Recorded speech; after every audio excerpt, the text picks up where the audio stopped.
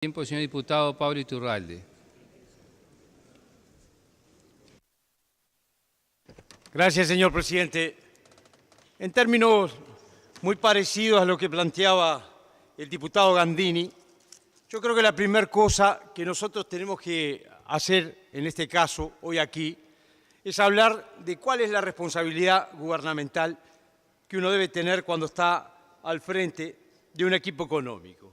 Creo que esa es la primera cosa que nosotros tenemos que plantear y creo que eso, en primer lugar, requiere de la valentía de asumir la ética de la responsabilidad, como decía Weber, que es aquella que tienen que tener los gobernantes, que no tiene que ver con la situación del ciudadano medio. El ciudadano medio mira, está bien que lo haga, a través de lo que cree que le es más conveniente.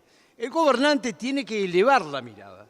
Entonces, en mi opinión, yo le reclamo a este gobierno que la primera cosa que debía hacer es, cuando nosotros estamos viviendo un problema que involucra a varias generaciones, que involucra a miles de ciudadanos, involucra el endeudamiento del Estado hacia adelante en términos que superan el mandato de ese gobierno, la primera cosa que corresponde es llamar a todo el sistema político y conversar de este tema.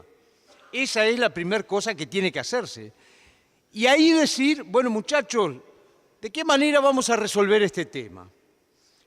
¿De qué manera lo queremos resolver? Bueno, yo creo que la primera cosa que el sistema político debería hacer es decir, los sistemas previsionales que existen en el Uruguay hoy y en el mundo en general han sido todos elaborados al amparo de visiones del siglo pasado. ¿Qué se ha modificado del siglo pasado a este? Es el índice de esperanza de vida. ¿Qué quiero decir con esto? Que cualquier medición e índice, cualquier cálculo actuarial de toda esta temática nos va a mostrar que los números no son sustentables. Y si los números no son sustentables, lo que tenemos que hacer es ponerlos a estudiarlos. Y estudiarlos cómo vamos a resolverlo más adelante y de qué manera vamos a hacer para que no sean nuestros hijos los que queden con una carga económica fuerte de futuro. Eso en primer lugar. Si eso es así, debemos enfrancarnos en esa discusión y tener en cuenta de por medio que no hay después la situación de aquellos que quieren más y si nos conviene darle o no nos conviene darle, de acuerdo si son amigos, votantes, potencialmente pueden responder a nuestros intereses o no, sino que tienen un derecho. Y es ahí donde nosotros tenemos que actuar y medir la responsabilidad que tenemos. Y aquí tenemos que hacerlo sin prejuicios ideológicos, señor presidente. Mire, yo tengo la sensación que toda esta discusión se hizo bajo el sublema del prejuicio ideológico, con el esquema de decir, aquí lo que hay es un sistema que a mí no me gusta. Batallé contra él durante 15, 20 años y no pude encontrar la brecha, entonces ¿qué hice?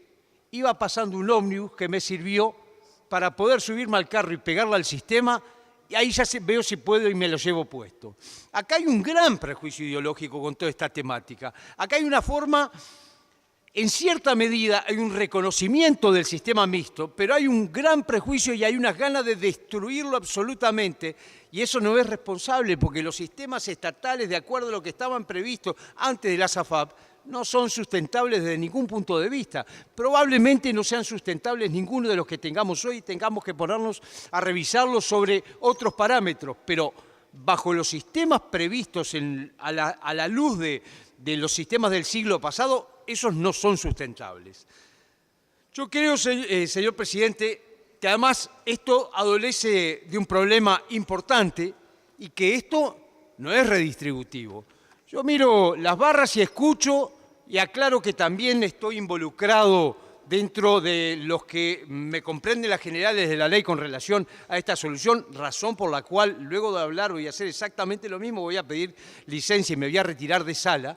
Pero en este caso, señor presidente, Yo creo que nosotros lo que tenemos que hacer es reconocerle los derechos a todos aquellos que ya lo tienen y después vemos cómo vamos a solucionar un tema de cómo lo financiamos. Me da la impresión de que estamos en una discusión parecida a aquella que teníamos con el Poder Judicial en la rendición de cuentas. No nos da la plata, entonces resolvemos que no, que el Estado tiene derecho a no pagar. Bueno, ¿qué es lo que pasa? ¿Los cincuentones tienen derecho? Sí tienen derecho. Y yo le vaticino, señor presidente, que a la corta o a la larga los cincuentones van a ganar este juicio, porque tienen un derecho por aportes que hicieron en lo previo al pasaje a la SAFAP y de una o de otra manera se los van a reconocer y además es justo, corresponde y deberá hacerlo, los próximos gobiernos deberán hacerlo y yo creo que en esto nos tenemos que embarcar todos.